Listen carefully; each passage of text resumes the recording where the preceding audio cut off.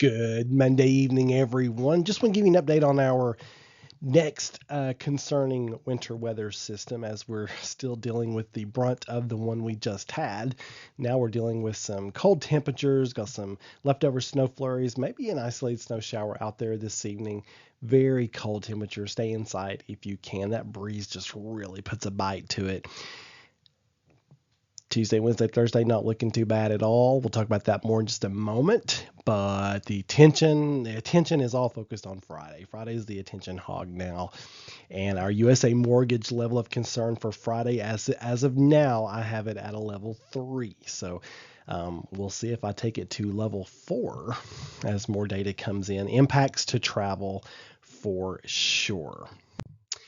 And Premier Generators brings us our winter weather threat level, and I have increased that now to high for Friday. So confidence it continues to increase that this is going to be an impactful winter weather event, and that so you can prepare now. I will say this that it's not looking like the mixed bag of precipitation that we just dealt with, so that will help with your preparation. It's looking like it's an all snow event for our area. And that's because of the daily weather map that you see here. That area of low pressure down there on the Louisiana coast. And then that will be moving east northeast through the deep south. It's a classic path, a classic scenario for us to get snow. You said Arctic high centered over Ohio there. That'll be filtering down some cold northeast breezes, and you'll see on some weather forecasts where the high temperatures on Friday they're putting those like in the mid 30s or so. One thing that forecasters need to keep in mind is that there's a lot of snowpack to our north, a lot, and models don't handle that well. They don't see that as far as when they forecast high temperatures as far out as Friday. I think we're going to be chillier than what a lot of the model data is showing. So that just increases our chances for snow.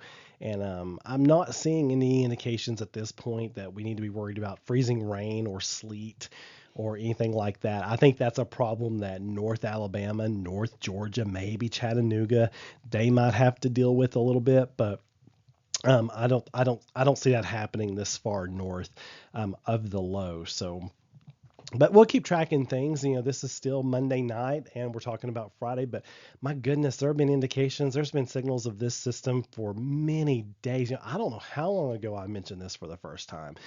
Um, and some were like, oh, you shouldn't talk about something that's that far. When you got this clear of a signal, I mean, you shouldn't have to have been a forecaster for very long at all to know that when Arctic air invades the south, you got to keep an eye out for a Gulf low.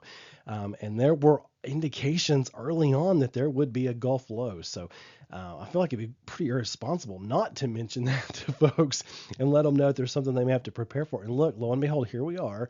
It's just when you see such a classic situation, that's like in the springtime when you see that the plains are going to be warm and more than likely a jet stream is going to be active. You'd be crazy not to say, oh, we might get some severe weather.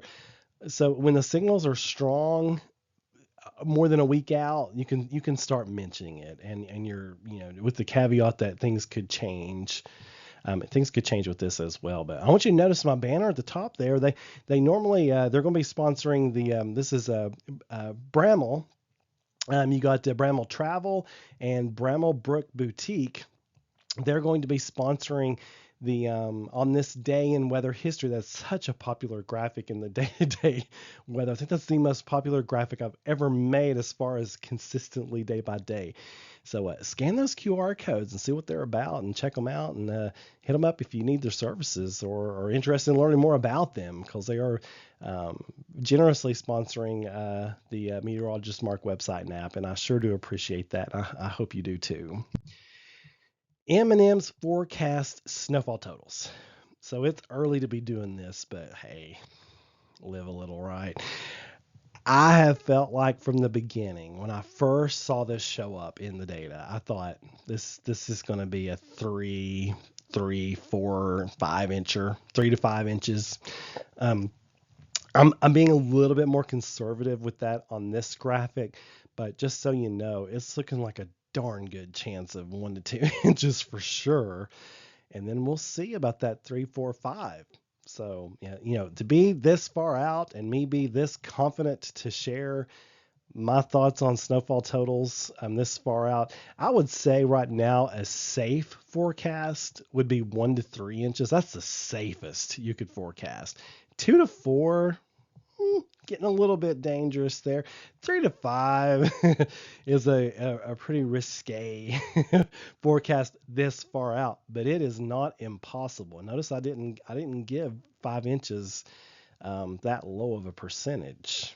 So I should have put 5 inch plus because there's always that chance. But I'll keep an eye on things. It's a Gulf low, Arctic air's in place. Let's just see how much moisture we can get up here. And I'm being bold and brave enough to forecast at least a 50% chance for a snow day on Friday. So I got you Monday, I got you Tuesday. I might just get you Friday. Don't forget I have PayPal. You can send me. No, I'm kidding. You don't have to pay me for snow days. I'm just the messenger. I have no bearing on that decision. Okay, so, but we'll see. We'll see. Clearview Closet and Blind brings us our 5-day forecast. And I don't say enough about Clearview Closet and Blind. They were my first sponsor, and I am so appreciative of them for that. I was shocked when someone wanted to be a sponsor. Now I'm having to make space for others, which is great. Tuesday, Wednesday, Thursday, cold. Notice we're not getting above freezing on any of these days now, and I'm pretty darn confident about that. That's craziness. 9 degrees Wednesday night. Guys, make sure those pipes, oh my goodness, you're going to have pipes bursting if you're not protecting them. Make sure your elderly and disabled neighbors are taken care of when it comes to the heat. And make sure the outdoor fur babies are okay. Make sure they have a dry bed out of the wind. That's what I'm trying to say. Then we have Friday and Saturday where we have snow. And timing is a little, some of the guidance shows the snow coming in early Friday morning. Some of it shows it coming in closer to lunchtime. There'll be discrepancies with timing for the next 24, 48 hours. But the bottom line is there's a darn good chance for snow Friday into Saturday, probably tapering off by Saturday afternoon. It just depends on how big the storm gets and how fast it wants to get out of here.